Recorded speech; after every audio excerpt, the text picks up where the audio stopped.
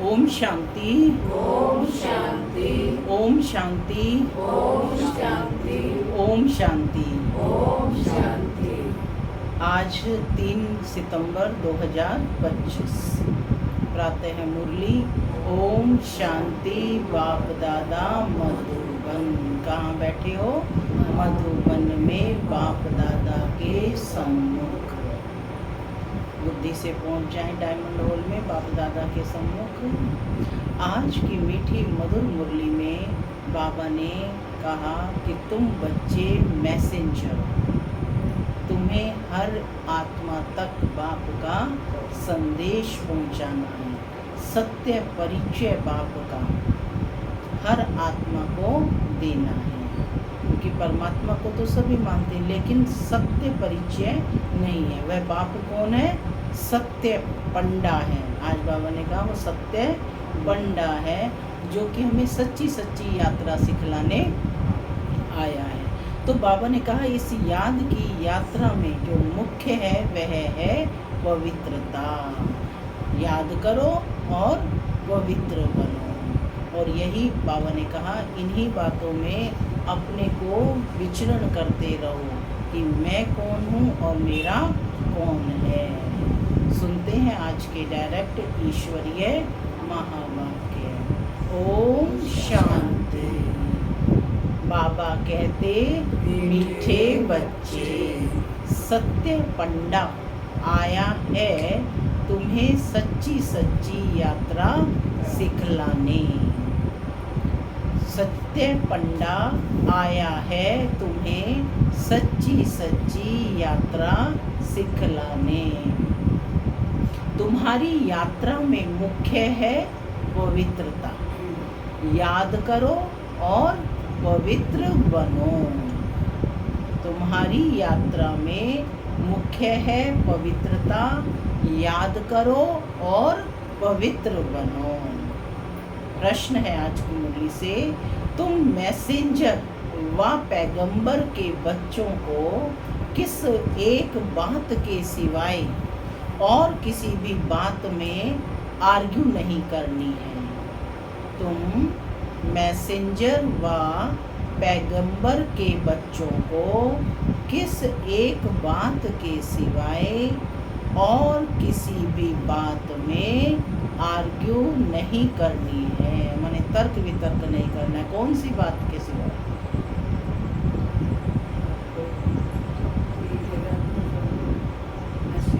सबको मैसेज दो कि तुम आत्मा हो और बाप को याद करो, है ना।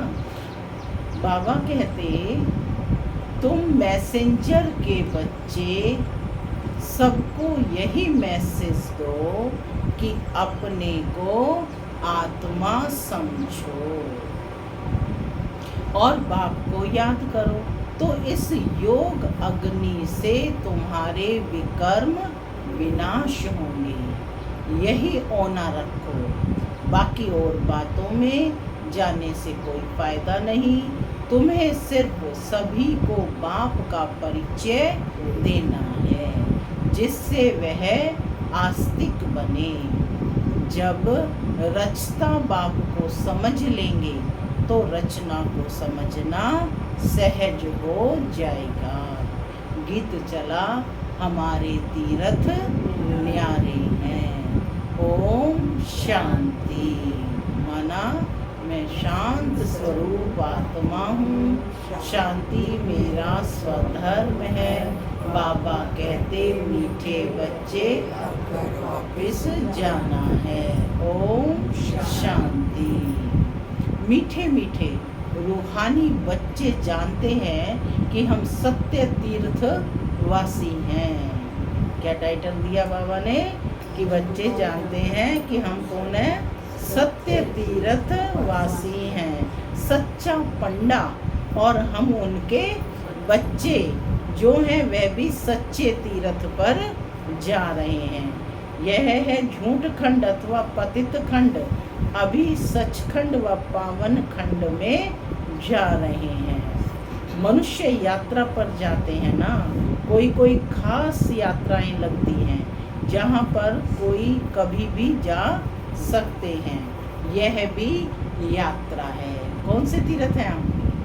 कौन से तीर्थ है हमारे? चारों धाम हो गई है ना।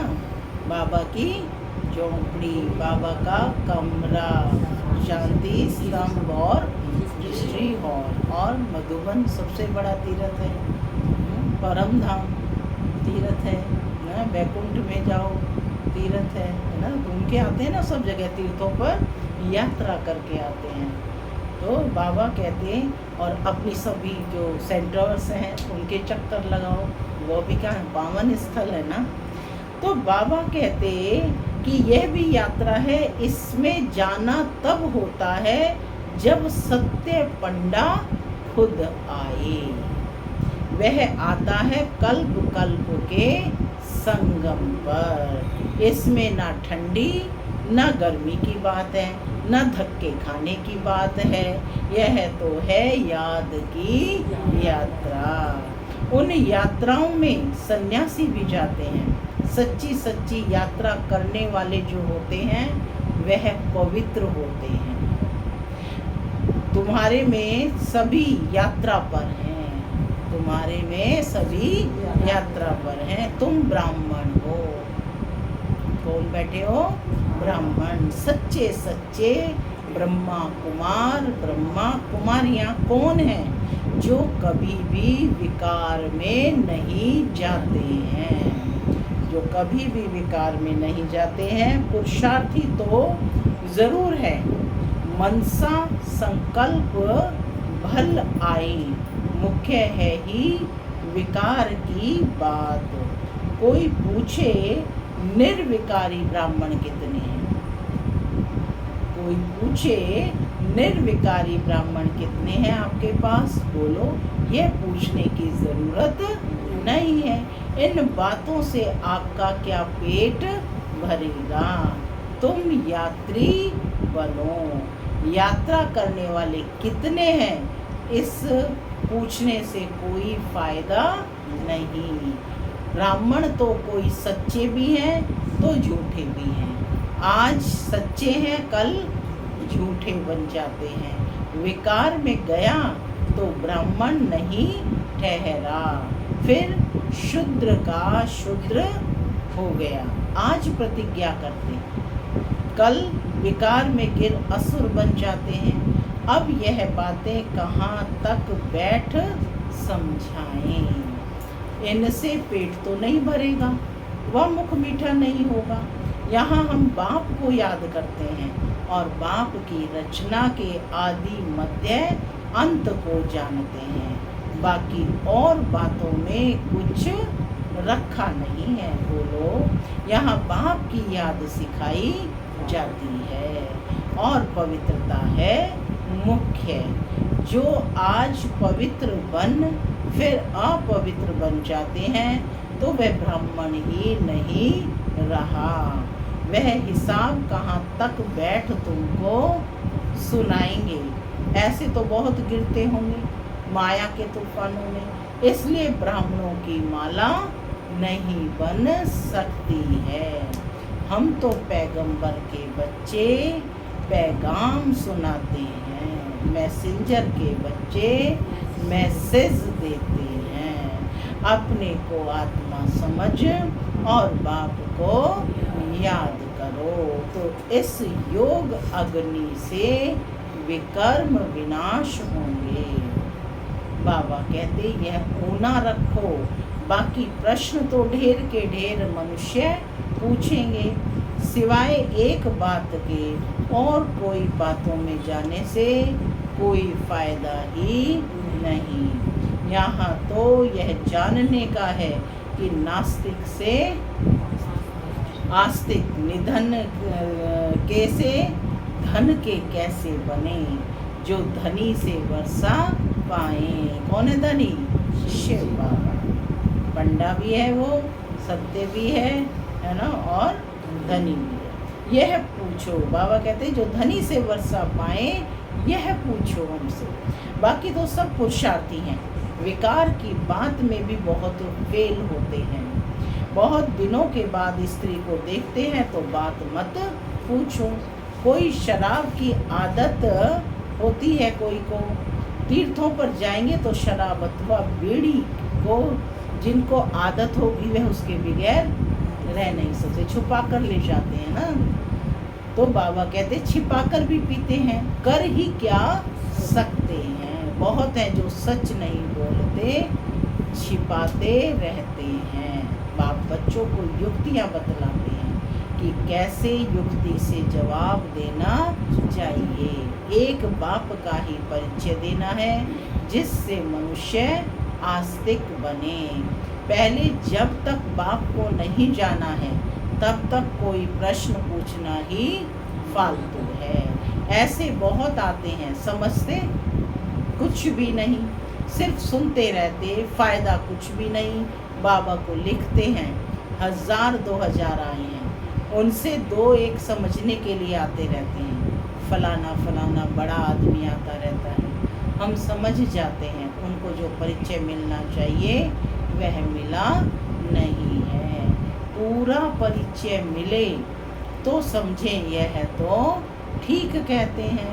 हम आत्माओं का बाप परम पिता परमात्मा है, वह पढ़ाते हैं, कहते हैं अपने को आत्मा समझ मुझे याद करो।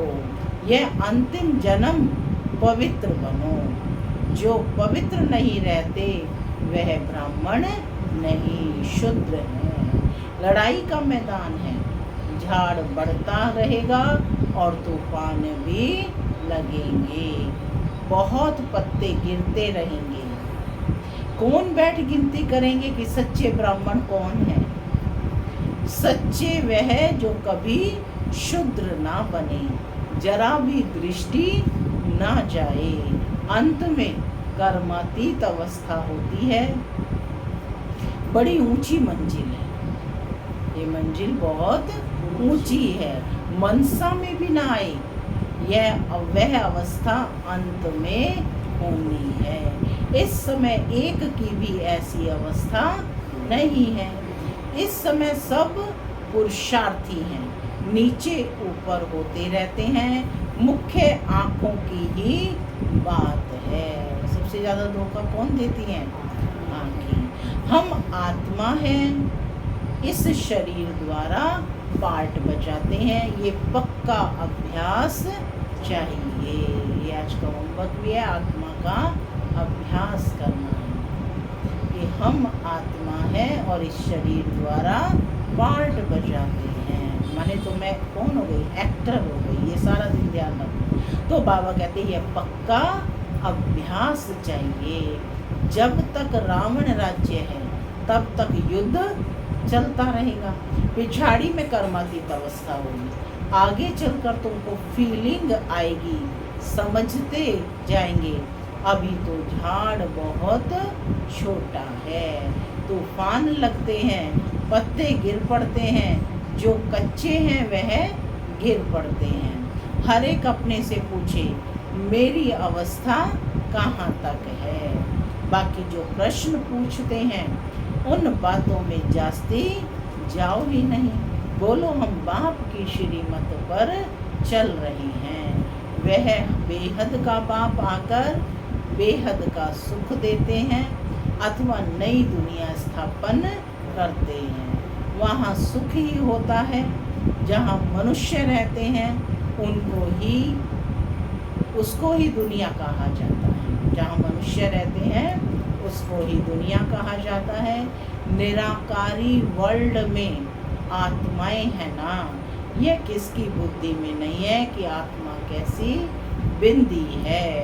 यह भी पहले कोई नए को नहीं समझाना है ना। स्टार्टिंग में उनको बिंदी समझाओ तो फिर वो समझ नहीं पाते। पहले तो समझाना है कि बेहद का बाप बेहद का वर्षा देते हैं। कौन सा वर्षा मिलता है? शांति, पवित्रता और तो ये बेहद का मिलता है ना। दुख का वहाँ नाम ही नहीं, तो सुख ही सुख है, तो बेहद हो गया ना। शांति ही शांति है ना। पवित्रता ही पवित्रता है और संपन्नता, हर चीज की मौज है, कोई चीज की कमी नहीं। तो कहते हैं समझानी बुद्धि में रहनी चाहिए। तो बाबा कहते हैं कि बेहद का बाप बेहद का वर्षा देते हैं। भारत पावन था अभी पतित है। कलयुग के बाद फिर सतयुग आना है। दूसरा कोई भी समझा ना सके सिवाय बीके के। माने इसको स्पष्ट करना है ना, सिद्ध करना है कि कलयुग के बाद सतयुग ही आता है, रात के बाद दिन ही आएगी, लेकिन इसको समझाना है अच्छे से। तो बाबा कहते हैं ये बीके के सिवाय और कोई समझा ना सके। यह है नई रचना। बाप पढ़ा रहे हैं, यह समझानी बुद्धि में रहनी चाहिए कि पढ़ाने वाला कौन? स्वयं बाप है। कोई डिफिकल्ट बात नहीं है, परंतु माया बुला देती है, विकर्म करा देती है। आधा कल्प से विकर्म करने की आदत पड़ी हुई है, वह सब आसुरी आदतें मिटानी है। बाबा खुद कहते हैं सब पुरुषार्थी हैं, कर्मातीत अवस्था को पाने में बहुत टाइम लगता है। ब्राह्मण कभी विकार में नहीं जाते, युद्ध के मैदान में चलते चलते हार खा लेते हैं। बाबा कहते हैं प्रश्नों से कोई फायदा नहीं। अब पहले अपने बाप को याद करो। हमको शिव बाबा ने कल्प पहले मुआफिक फरमान दिया है कि अपने को आत्मा समझ मुझे याद करो। कैसे दिया है? कल्प पहले मुआफिक, माने कल्प पहले भी दिया था, अब फिर दे रहे हैं। यह वही लड़ाई है। बाप एक है, श्री कृष्ण को बाप नहीं कहेंगे, श्री कृष्ण का नाम डाल दिया है, रॉन्ग से राइट बनाने वाला बाप है, तब तो उनको ट्रुथ कहा जाता है ना। इस समय तुम बच्चे ही सारे सृष्टि के राज को जानते हो।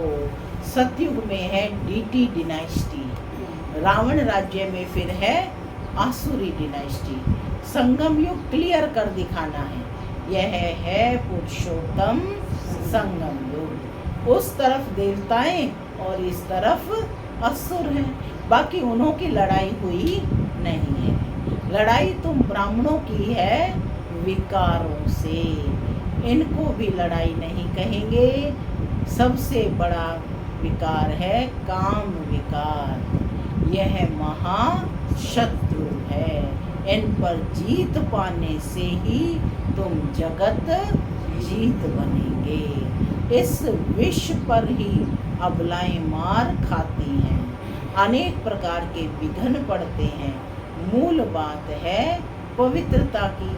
पुरुषार्थ करते करते तूफान आते आते तुम्हारी जीत हो जाएगी, माया थक जाएगी। कुश्ती में पहलवान जो होते हैं वह झट सामना कर लेते हैं। उन्हों का धंधा ही है अच्छी रीति लड़कर जीत पाना। पहलवान का नाम बड़ा नामाचार होता है, इनाम मिलता है। तुम्हारी तो यह है गुप्त बात। तुम जानते हो हम आत्माएं पवित्र थी, अभी अपवित्र बनी है, फिर पवित्र बनना है। यही मैसेज सबको देना है। और कोई भी प्रश्न पूछे तुमको इन बातों में जाना ही नहीं है। तुम्हारा है ही रूहानी धंधा। तुम्हें तो आत्माओं को ही संदेश देना है ना, परमात्मा का। तो तुम्हारा है ही रूहानी धंधा। हम आत्माओं में बाबा ने ज्ञान भरा था, बाद में प्रारब्ध पाई, ज्ञान खत्म हो गया। अब फिर बाबा ज्ञान भर रहे हैं। बाकी नशे में रहो, बोलो बाप का मैसेज देते हैं कि बाप को याद करो तो कल्याण होगा। तुम्हारा धंधा ही है रूहानी है। पहली पहली बात कि बाप को जानो। बाप ही ज्ञान का सागर है। वह कोई पुस्तक थोड़े ही सुनाते हैं। वो लोग जो डॉक्टर ऑफ फिलॉसफी आदि बनते हैं वह किताब पढ़ते हैं। भगवान तो पूरा करो सेंटेंस, नॉलेजफुल है। उनको सृष्टि के आदि मध्य अंत की नॉलेज है। वह कुछ पढ़ा है क्या? वह तो सब वेदों शास्त्रों आदि को जानते हैं। बाप कहते हैं मेरा पार्ट है तुमको नॉलेज समझाने का। ज्ञान और भक्ति का कंट्रास्ट और कोई बता ना सके, यह है ज्ञान की पढ़ाई। भक्ति को ज्ञान नहीं कहा जाता। सर्व का सदगति दाता एक ही बाप है। वर्ल्ड की हिस्ट्री ज्योग्राफी जरूर रिपीट होगी। क्या कहा बाबा ने? वर्ल्ड की हिस्ट्री जरूर रिपीट होगी। पुरानी दुनिया के बाद फिर नई दुनिया जरूर आनी है। तुम बच्चे जानते हो बाबा हमको फिर से पढ़ाते हैं। मैंने पहले भी पढ़ाया था, अब फिर से पढ़ाते हैं। बाप कहते हैं मुझे याद करो। जोर सारा इस पर है। बाबा जानते हैं बहुत अच्छे अच्छे नामी ग्रामी बच्चे इस याद की यात्रा में बहुत कमज़ोर हैं, और जो नामी ग्रामी नहीं, बांधेलियाँ हैं, गरीब हैं, वह याद की यात्रा में बहुत रहते हैं। हर एक अपनी दिल से पूछे। सेल्फ चेकिंग के लिए कह रहे हैं बाबा कि हर एक अपनी दिल से पूछे कि मैं बाप को कितना समय याद करता हूँ। बाबा कहते हैं बच्चे जितना हो सके मुझे याद करो। अंदर में बहुत हर्षित रहो। भगवान पढ़ाते हैं तो कितनी खुशी होनी चाहिए। बाप कहते हैं तुम पवित्र आत्मा थे, फिर शरीर धारण कर पाठ बजाते बजाते पतित बने हो। अब फिर पवित्र बनना है, फिर वही दैवी पाठ बजाना है। तुम दैवी धर्म के हो ना, तुमने ही 84 का चक्कर लगाया है। सब सूर्यवंशी भी 84 जन्म थोड़े ही लेते हैं, पीछे आते रहते हैं ना, नहीं तो फट से सभी आ जाएं। सवेरे उठकर बुद्धि से कोई काम लें तो समझ सकते हैं। बच्चों को ही विचार सागर मंथन करना है। शिव बाबा तो नहीं करते हैं, वह तो कहते हैं ड्रामा अनुसार जो कुछ सुनाता हूँ ऐसे ही समझो कि कल्प पहले मुआफिक जो समझाया था वही समझाया। मंथन तुम करते हो, तुमको ही समझाना है, ज्ञान देना है। माने बच्चों को ही मंथन करके ज्ञान को स्पष्ट करना है, ज्ञान देना। ये ब्रह्मा भी मंथन करता है, बीके को मंथन करना है, शिव बाबा को नहीं। मूल बात कोई से भी जास्ती टॉक नहीं करनी है, ज़्यादा बोलना नहीं। आर्ग्यू शास्त्रवादी आपस में बहुत करते हैं। तुमको आर्ग्यू यानी वाद विवाद नहीं करना है, तुमको सिर्फ पैगाम देना है। क्या कहा? पैगाम देना। पहले सिर्फ मुख्य एक बात पर समझाओ और लिखाओ। पहले पहले यह सबक यानी पाठ रखो कि यह कौन पढ़ाते हैं। कौन पढ़ाते हैं? शिव पढ़ाते हैं, शिव बाबा पढ़ाते हैं। सो लिखो। यह बात तुम पिछाड़ी में ले जाते हो, इसलिए संशय पड़ता रहता है। माने पहले कोई भी कुछ भी सुना रहे हो तो वो किसके महावाक्य सुना रहे हो? शिव बाबा। तभी गाना हर जगह पर शिव भगवान वाच।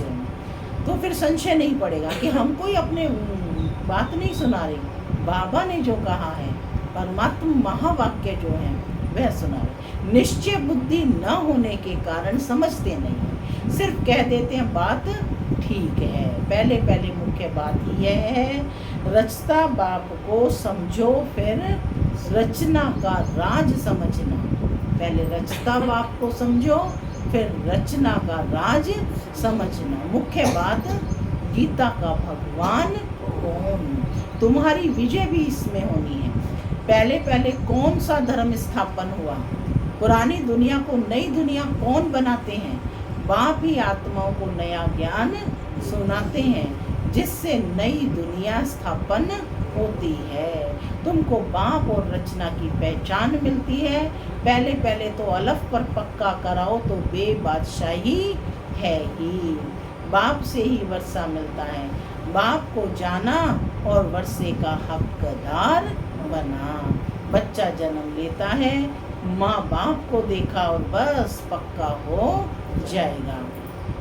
माँ बाप के सिवाय कोई के पास जाएगा ही नहीं, क्योंकि माँ से दूध मिलता है, यह भी ज्ञान का दूध मिलता है। क्या मिलता है रोज? ज्ञान का दूध। माता पिता है ना, यह बड़ी महीन समझने की बातें हैं, जल्दी कोई समझ ना सके। अच्छा, मीठे मीठे सिक्के लदे बच्चों प्रति माता पिता बाप दादा का याद प्यार और गुड मॉर्निंग। रूहानी बाप की रूहानी बच्चों को नमस्ते। हम रूहानी बच्चों की रूहानी माता पिता बाप दादा को याद प्यार गुड मॉर्निंग और नमस्ते नमस्ते। सदा रहो हंसते, बनो फरिश्ते, चलो परमधाम के रास्ते। धारणा के लिए मुख्य सार पहला, सच्चा सच्चा पवित्र ब्राह्मण बनना है। कभी शूद्र अर्थात पतित बनने का मनसा में भी ख्याल ना आए, जरा भी दृष्टि ना जाए, ऐसी अवस्था बनानी है। दूसरा, बाप जो पढ़ा रहे हैं वह समझानी बुद्धि में रखनी है। जो विकर्म करने की आसुरी आदतें पड़ी हुई हैं उन्हें मिटाना है। पुरुषार्थ करते करते संपूर्ण पवित्रता की ऊंची मंजिल को प्राप्त करना है। वरदान, आज का वरदान है, कारण का निवारण कर चिंता और भय से मुक्त रहने वाले मास्टर सर्वशक्तिमान भव। वर्तमान समय अल्पकाल के सुख के साथ चिंता और भय, ये दो चीजें तो हैं ही। जहाँ चिंता है वहाँ चैन नहीं हो सकता, जहाँ भय है वहाँ शांति नहीं हो सकती। तो सुख के साथ यह दुख अशांति के कारण भी हैं, लेकिन आप सर्व शक्तियों के खजाने से संपन्न मास्टर सर्व शक्तिमान बच्चे, दुखों के कारण का निवारण करने वाले, हर समस्या का समाधान करने वाले समाधान स्वरूप हो। इसलिए चिंता और भय से मुक्त हो। कोई भी समस्या आपके सामने खेल करने आती है, न कि डराने। स्लोगन, अपनी वृत्ति को श्रेष्ठ बनाओ तो आपकी प्रवृत्ति स्वतः श्रेष्ठ हो जाएगी। अपनी वृत्ति को श्रेष्ठ बनाओ तो आपकी प्रवृत्ति स्वतः श्रेष्ठ हो जाएगी। अव्यक्त इशारे हैं। अब लगन की अग्नि को प्रज्वलित कर योग को ज्वाला रूप बनाओ। समय प्रमाण अब सर्व ब्राह्मण आत्माओं को समीप लाते हुए ज्वाला स्वरूप का वायुमंडल बनाने की सेवा करो। उसके लिए चाहे भट्टियाँ करो, चाहे आपस में संगठित होकर रूह रिहान करो, लेकिन ज्वाला स्वरूप का अनुभव करो और कराओ। इस सेवा में लग जाओ तो छोटी छोटी बातें सहज परिवर्तन हो जाएंगी। ओम शांति।